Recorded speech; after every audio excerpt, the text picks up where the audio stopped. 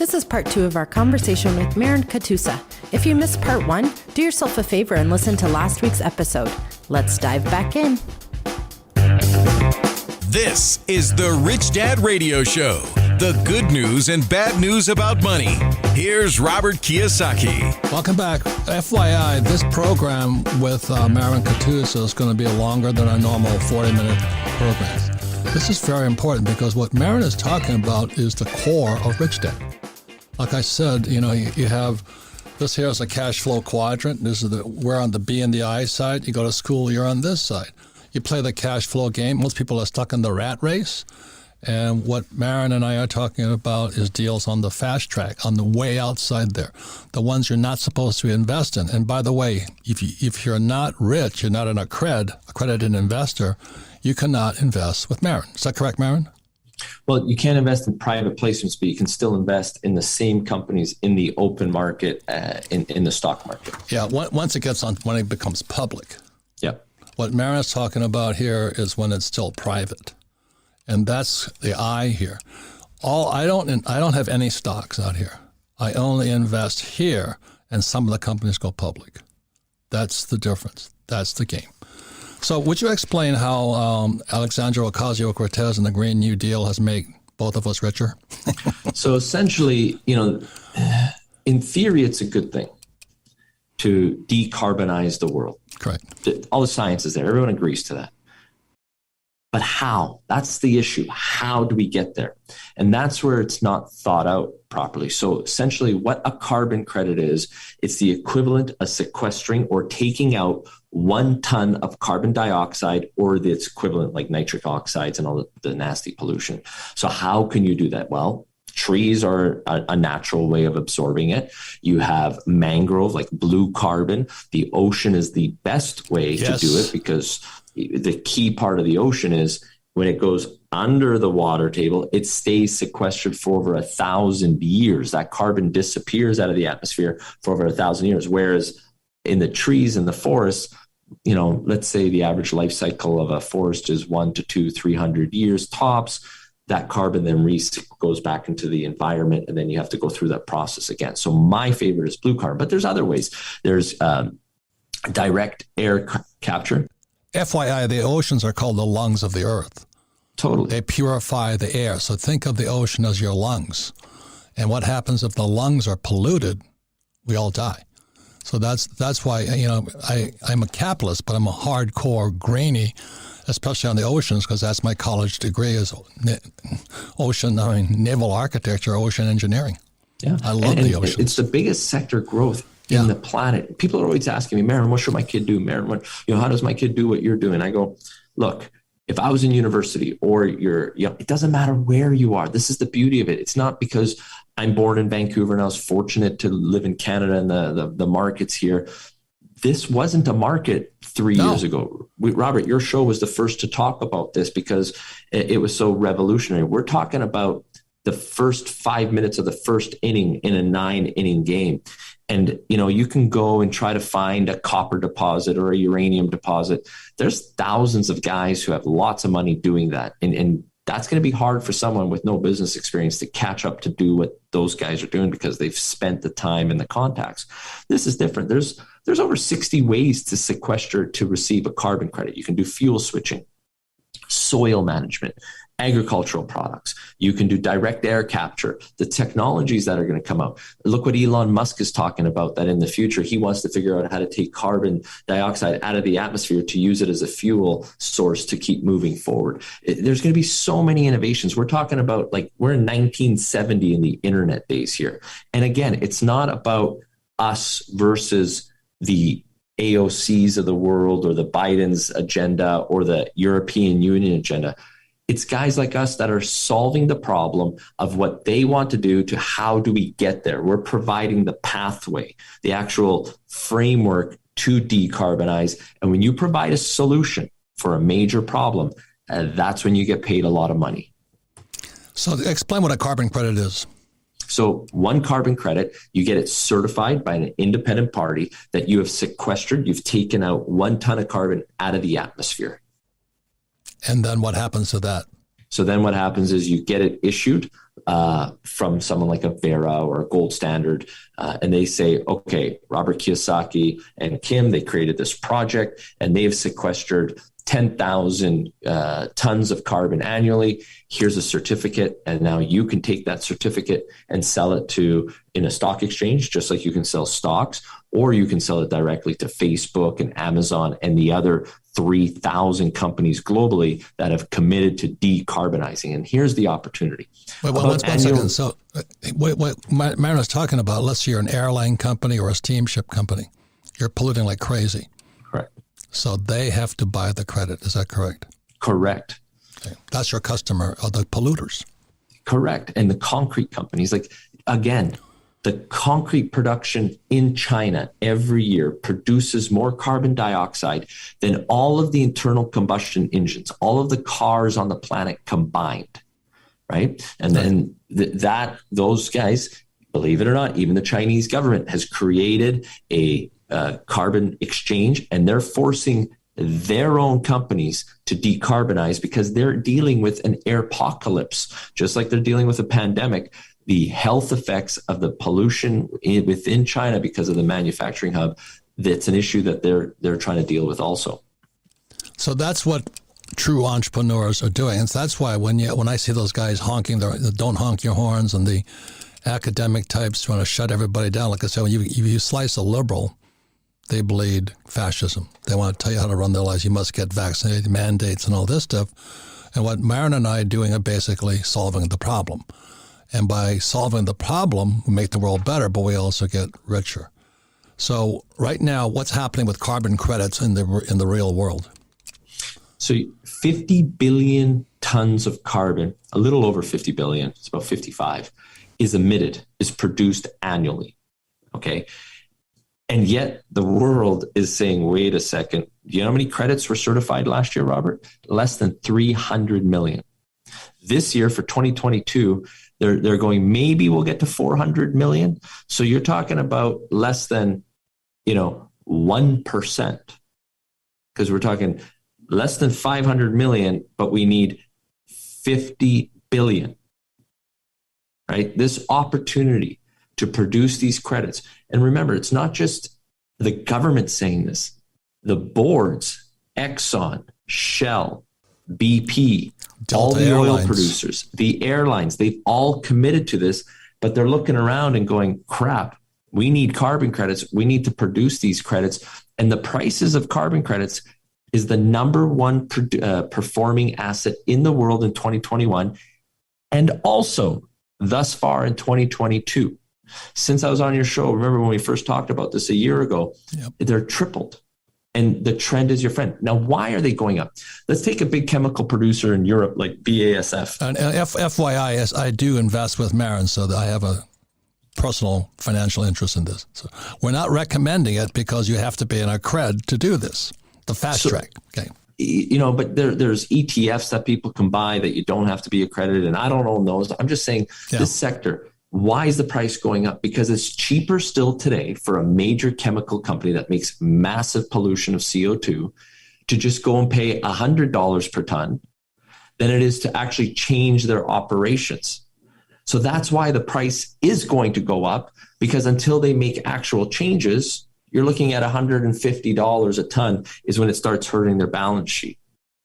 That is an incredible opportunity because you can produce these for $10, $15 per ton today in the market. And it's not only that. One of the reasons I signed on board with Marin, because he understands the need for jobs. And you also started a little organization called the Carbon Rangers. Correct. And what that does is these carbon rangers, a lot of times indigenous people who live near the forest, if I understand correctly, and they're given the latest technology to monitor what's going on in our forests. Is that correct? Is that something like that?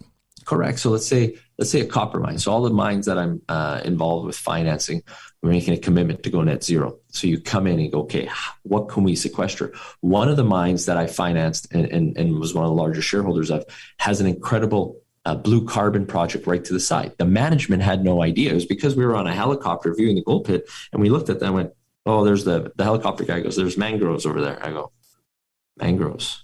Water. Everyone's focusing on trees. The gold mine. Yeah. I'm going, that's a blue carbon mine. That's a green, that's a credible opportunity. Now, blue carbon credits are the most valuable carbon credits because not only do you sequester the carbon for over 1,000 years, 10 times longer than the forest, but think about all of the biodiversity positive impacts. When you start the mangroves, you get the corals, you get the turtles, and you can calculate all this. So now the indigenous people, you can't teach someone metallurgy or calculus or geology in 3-6 months.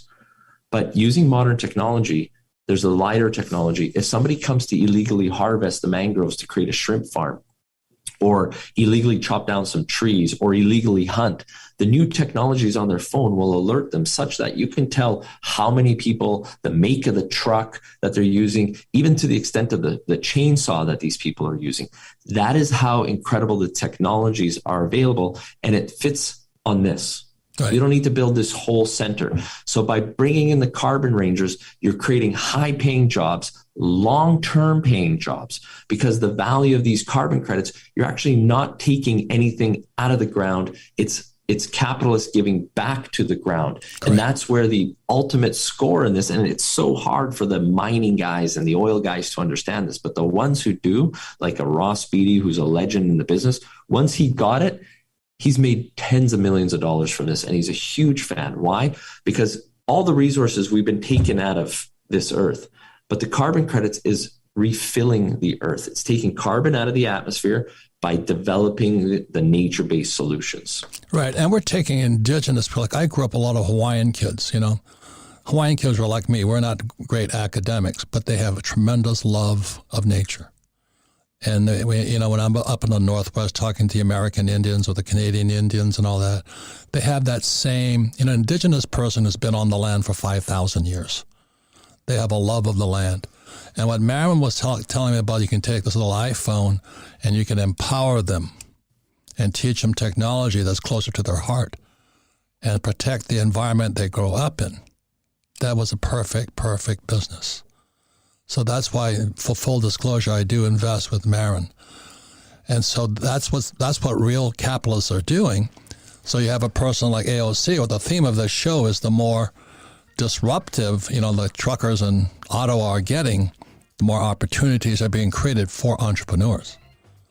And that's why, you know, tremendous respect for Marin. When we come back, like I said, FYI, we're going to go a little bit longer because this show is nearest and dearest to the Rich Dad mission and heart, where entrepreneurs want to solve the world's problem by elevating the financial well-being of humanity without killing the environment. So we'll be right back one more time. Out here in Phoenix, the cost of rent has gone up 28%. Thanks to record inflation, almost every living expense has gone up. And inflation can erode your personal wealth too.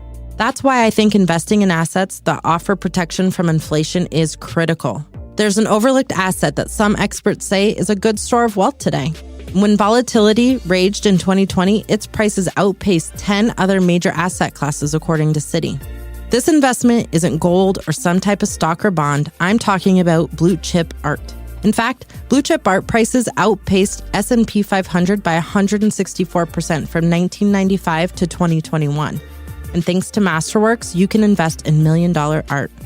To add this asset to your portfolio, visit masterworks.io/richdad for priority access. That's masterworks.io/richdad. And see important disclosures at masterworks.io/disclaimer. Welcome back, Robert Kiyosaki, The Rich Dad Radio Show, the good news and bad news about money. Today our special guest is Marin Katusa. And for full disclosure, Marin and I do invest with Marin. And when we talk about investing, it's on, you know, Rich Dad, the cashflow quadrant, the B and the I side. And this is where most people are E's and S's. These people invest in what's called securities, public securities like stocks, bonds, mutual funds, ETFs. This here, for those that played the cash flow game, is the fast track, the outside the deal. So even though Marin's deals sound good, most people are not allowed to invest in them. They have to wait till it gets filtered on down to this side here, just for your information. I'm going to talk about another thing here is that the reason I was in Vancouver, I was looking for gold and silver, and today I endorsed Bitcoin for one reason, is I don't trust the Federal Reserve Bank. I don't trust central banks. That's as simple as it gets, because they're run by academic elites like Biden, like Hillary, and all those characters over there, and I just don't trust them. So I've been buying gold since 1972, ever since Nixon took gold off the gold standard, the dollar off the gold standard. So Marin and I are talking about gold because that's why I was in Canada, and I went to South America, to Peru, Mongolia, and finally we found gold in China, the biggest gold mine in China. We took it public on the Toronto Stock Exchange, and the Chinese said, "Thank you very much. We like your deal."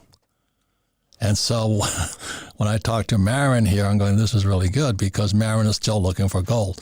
So Marin, would you what did you say about God made gold, but the devil the spirit? What did you say? Yeah, so there's an old saying that God created gold, but the devil took it and spread it around. And it's usually in places run by friends of the devil. And you want to be very careful from a political standpoint.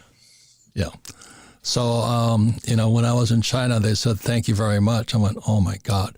Because in the world of mining, there's exploratory, and I was exploring. I was in Peru, Argentina, Mongolia, and then China.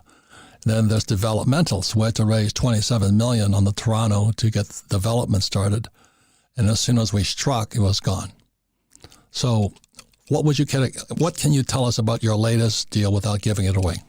So I was quite fortunate that during the lockdowns, the big companies, the employees on the left, they were told to not go anywhere. They were told without the, vaxes, you can't travel. The airlines weren't traveling. And I was fortunate enough that I had enough of a balance sheet that the industry knew, well, there's this guy in Vancouver that's probably crazy enough to come down. And there was a PhD geologist who discovered something incredible. And I looked at it, and they pitched me, they presented it to me, and I said, "Nah, I don't believe it. That's too good to be true." I read up on the history. It all kind of held together, but those grades you don't see, and if they said was true what they were saying, it would be the highest producing grade gold mine in the world. And I went, how could that be true? Owned by a private group. Exactly. So I said, what do I got to lose? So I organized a private plane, so I didn't have to wait on Delta or United. Took my guys. We went underground. So I was fortunate enough to be the first outside of this private group that made the discovery. I was the first outsider to see the discovery. And Robert, I filled my pockets like there was no tomorrow with this material. I put my backpack. I have a 20-kilo rock. And when we took it out above ground hours later, I was blown away. And how could this be? Because when Kennecott, the world's largest copper producer at the time for 30, 40 years, was producing in this area, they were producing the world's largest copper mine. When you have copper, you produce a copper concentrate that you send to the smelter. But you can't just send that copper con. You need to downblend it with a flux to make sure the temperature right to extract the copper and gold, and then separate all the nasties like mercury and fluorine and all these things you don't want in your final product. So this area was producing the flux, but yet this district that these guys found produced 300 million ounces of silver, 2.9 million ounces of gold. And it was an afterthought for Kennecott. Why? Because when they were underground in the 30s, 40s, and 50s, and 60s, and 70s, all they cared about was flux, which is a white rock. This gold, I'm going to completely admit it. If I didn't have the modern technology of an XRF gun, which is this $50,000 gun, you walk around, it's battery control, and you shoot the rock, and it tells you how much gold you have, how much silver you have. It's the new technology. The old guys didn't have that. This gold is so high grade that it's green. On my report, I show all the photos. No geologist could see it with their own eyes because it's so rare. You don't see these at mines. And that's why the Kennecott guys underground, they didn't have the benefit that we had of the modern technology. And it was a different time. All they were focused on was producing the flux. And yet that flux was so pure quartzite. The other 1.5% was super high grade gold and silver. That's the hanging rock around that super high grade. These guys missed it by 20 feet, Robert, 20 feet. That's a rock. You have it. That rock right there is about 20 kilos, has over 10 ounces per ton gold. It's worth over $20,000. Just that rock meltdown value, but it's a beautiful rock. That's on my side table in my desk in my office. Robert, they just opened up a new extension zone. All the analysts were there. this is the hottest story in the mining world right now. 102 ounces per ton, fire assayed over 8 feet. That's $180,000 rock, when the average mine in the world is not even 1% of that. I know.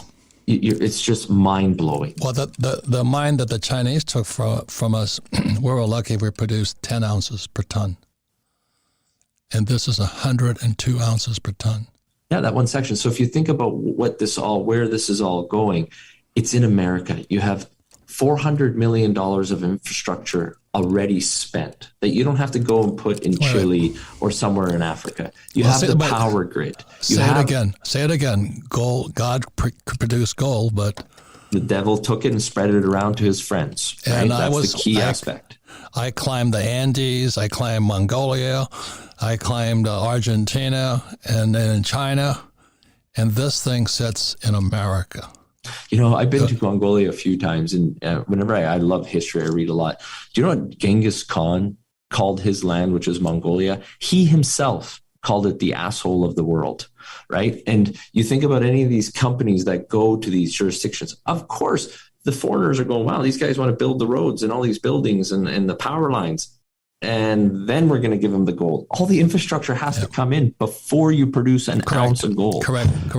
We need to run, but I just want a final thing like this. The more crazy it gets, the more fanatical people get, the real entrepreneurs will find more opportunity. Correct. While everybody else is complaining about the stock market going up and interest rates going up and all that.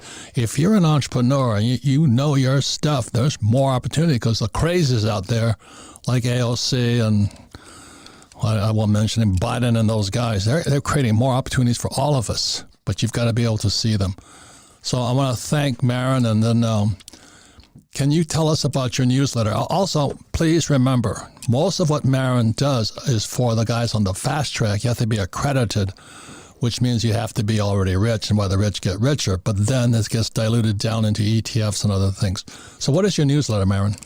So it explains all the site visit interviews with the biggest people in this sector, whether it's Ross Beatty to Bob Quartermain to Sean Rose. And because of my Rolodex and my relationships with the guys, it's been always my mission. I don't do any of this for money. It's fun, but most importantly, it's deal flow.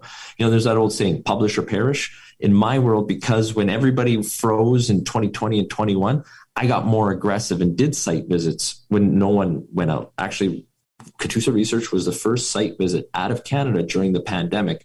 And we had to file all these crazy forms because that's how you get the opportunity. When everybody is frozen, focused on something here that, you know, isn't that big of a deal, there's incredible opportunities over here. So you have to be open-minded, take risks. And, you know, for example, Robert, I put up 350 grand on a site visit and all the due diligence and all my costs, and I could have lost it, but it's made my group and I over 5 times our investment, and we put 40 million into it. So those are the type of gains that you can get by understanding the history, understanding the political risk, understanding the business, and do not bet against America. The rise of America is upon us. And I know if you look at the media, you look at San Francisco, you look what's going on in Canada. Canada is just a derivative of the US. I've been there and traveled the world. The rise of America is upon us. And that's why it should not change from the Magna Carta. It should be the MAGA Carta. Make America Great Again. One more thing is that gold mine that Marin found is over 100 years old. If you understand my world, you know, most of the gold mines I look at, they weren't even started yet. And that's where the expense, you have to dig them out. This thing's already dug out. And all Marin did was look to the left. It was sitting right next to the left because they were looking for something else.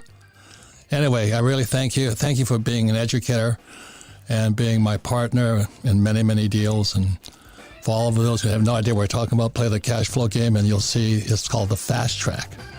It's not called the rat race. Thank you very much. All right, guys, take care. And we come back with a final wrap up with Sarah. Welcome back, Robert Kiyosaki, the Rich Dad Radio Show, the good news and bad news about money. And again, I want to thank my special friend and guest, and for full disclosure, I invested in Marin Katusa, but he does support what Rich Dad teaches. If if you didn't understand and know that there's a rat race, and most people go to school to be in the rat race. That's why they're afraid of, they have to take a shot, because if they don't take the shot from the vaccine, they lose their jobs. But if you invest on the fast track, which is where I invest in, you don't worry about that stuff. So Marin was talking about the biggest gold mine in history. I found the biggest one in China, but now this one's found in America. And the rich get richer. Sarah, what do you think? I think that was the most shocking. I even mouthed to you when he said it. I was like, wait, that's in America? Yeah. And it's just shocking. So when his book's titled The Rise of America, there we go. We're sitting on a gold mine.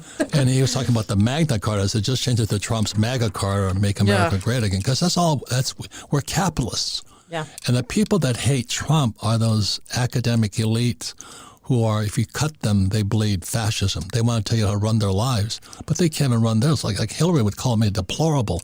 This guy Fauci is a fascist. You know what I mean? He's not elected, but he can control the world. And look at the Federal Reserve Bank. They're not even federal. They're a fascist organization, and they control the world. They're academics like my poor dad. And I'd rather hang out guys with like Marin, who's an academic, but he's also a capitalist. So anyway, I really want to thank Marin Katusa. Thank you for listening to the Rich Dad Radio Show, and keep playing the cash flow game in real life. Thank you. Thank you.